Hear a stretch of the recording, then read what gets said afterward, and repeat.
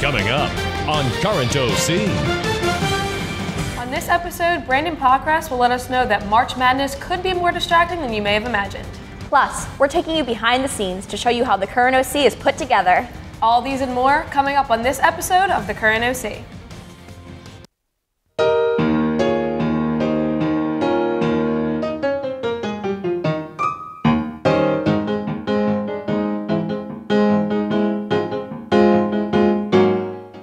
Somewhere over the rainbow, way up high.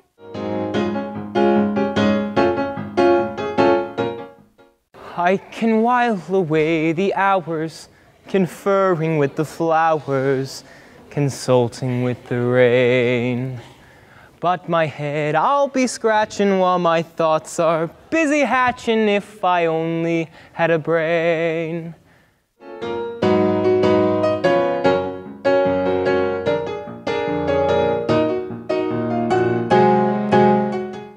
When a man's an empty kettle, he should be on his mettle, and yet I'm torn apart.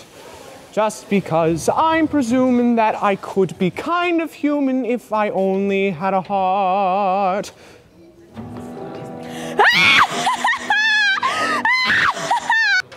I'll get you, my pretty.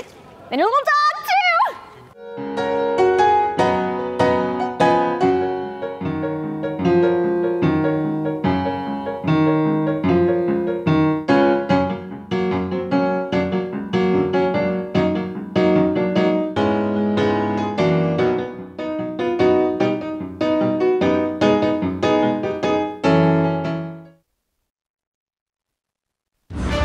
From the OC TV studios along 6th and Atlantic, Raider Nation's leading news magazine starts now in high definition.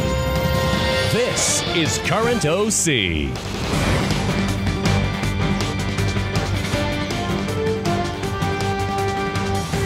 Hello, and welcome to the Current OC. I'm Jenna. And I'm Taylor. Welcome to our final March broadcast. And as we all know, when March closes to an end, the month of April is our last month to get through before spring break. As our promo showed you all, a great way to get through the end of March and the beginning of April is to get out and see the OCHS Drama Guild's performance of The Wizard of Oz. The show opens on April the 4th. Tickets can be purchased at the door for all performances, but you're better off buying them in advance by logging on to the BookTix webpage. The web address is ocschools.booktix.com. You can also get to the page via the Drama Guild's main site. The musical is the accumulation of months of work. The input of every member will be fully realized their performances. Get out there and show your support by going to all the shows. Speaking of shows and hard work, Allie Jane Roble, our own executive producer, wanted to share with our viewers the work that goes into making our weekly broadcast. She takes us behind the scenes of our program so you, our loyal viewers, can appreciate all that goes into bringing you weekly Current OC episodes.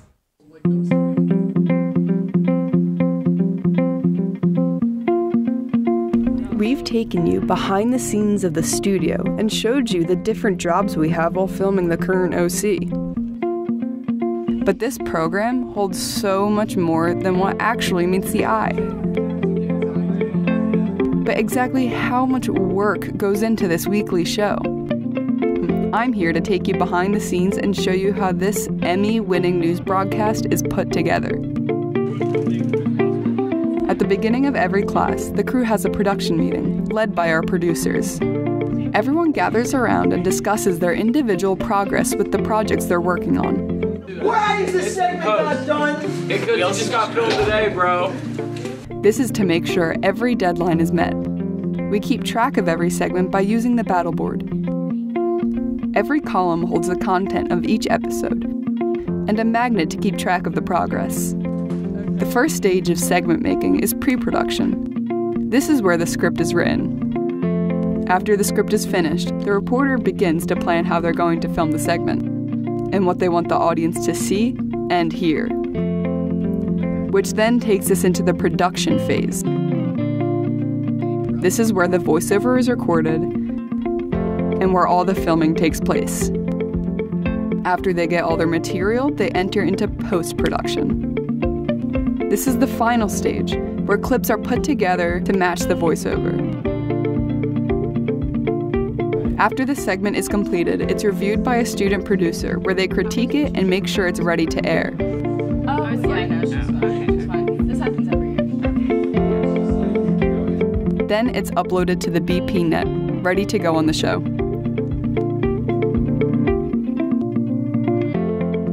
But the work doesn't stop there. In the beginning of each week, the script for the show is written, typically by me. This is done on Rundown Creator, which is a website that specializes in formatting live TV/radio shows. After Mr. Wielden writes over every single thing I write, the show is ready to be filmed on Thursday during lunch, where the entire crew works in perfect harmony. Well, almost.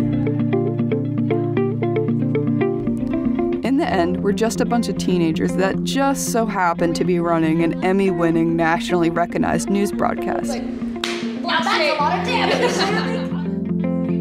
But no matter what, we always finish every segment with... This has been Allie Jane Roble reporting for the Current OC.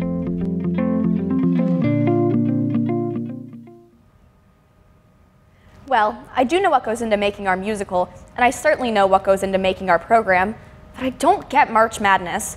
However, our sports reporting team understands how the basketball tournament can become a real distraction for many people. In other words, March puts basketball in our minds, often when we should have it somewhere else.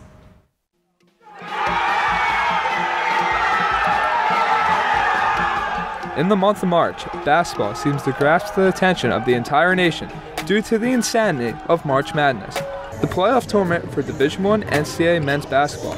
This month-long tournament is extremely popular with the masses and is only surpassed in revenue by the NFL playoffs and the Super Bowl.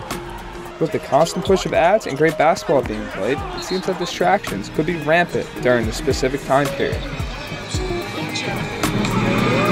According to Wallet Hub, unproductive workers during March Madness amount to over $8 billion in corporate losses over the last 2 years. This means that billions of dollars are lost by companies due to workers paying more attention to the tournament than their own job. Although March Madness may be beneficial for employee morale during the lull of March, it tends to have a detrimental effect on workplace productivity. Aside from distracting from work, March Madness tends to take a person's focus off the important aspects of life in general. It's more likely that people will schedule surgeries to have a long recovery time at the beginning of March, since this gives them the ability to rest and recover while watching the madness unfold. People are also consumed with an obsession to achieve the coveted perfect bracket. There's only a 9.2 quintillion% chance of obtaining perfection, yet every year there's someone who claims to figured it all out. They dedicate all their time towards researching teams and statistics, create the best bracket in the world, or one just good enough to take money from their friends. As a result, productivity suffers in the workplace, causing many to fall behind and begin a dangerous game of catch-up. Don't fall into the trap about forgetting your work. This has been Brandon Pox reporting for the Current OC.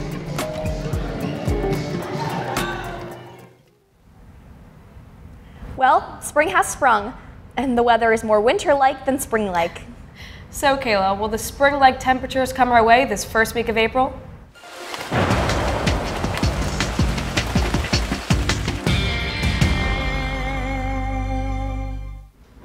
Good evening, ladies and gentlemen. I can agree with you, Jenna. Spring has definitely sprung. And it's really nice to actually be able to step outside without freezing solid, quite literally. If we take a look at our radar today, we'll see that we have no precipitation in our South Jersey area, but some that is moving towards us out towards the Atlantic Ocean, which may or may not pass over us. We will look into that on our weekly forecast at the end. On to our local conditions. In Ocean City, we are seeing temperatures in the 50s. Can you believe that? That's almost close to the 60s, which is almost close to the 70s, which is almost temperature weather to go to the beach. As we look at our wind speeds, we are seeing wind speeds at 11.0, which is a little bit high, but is pretty okay. If we go on to our area temperatures, you'll see that we have basically 50s all throughout the South Jersey area, 57 towards Wildwood, which is pretty high as compared to what we've been used to during the winter. On to our weekly forecast. This weekend, we may or may not be seeing some showers as we go down towards Monday into the week. But as of right now, we are only seeing some clouds and some temperatures in the 60s all throughout the weekend, which is pretty nice to go outside. And on for the rest of the week, we may or may not be seeing some showers, so that might be nice to grab some umbrellas and keep them in your backpack as we go out towards the school for the week. But we will be seeing higher temperatures, which is pretty nice for our spring. April is here and the path to spring break shortened. Hang in there, OCHS, only a few more weeks. Well, that'll do it for us on this edition of The Current OC. Remember to log on and catch all of our shows and additional content by visiting oc-tv.org. We're also on Twitter, Facebook, and Instagram at OCNJTV, so be sure to like our page and follow us there too. Before we go, we would like to wish a very happy birthday to Mr. Trogger, our engineer. And as always, thanks for watching.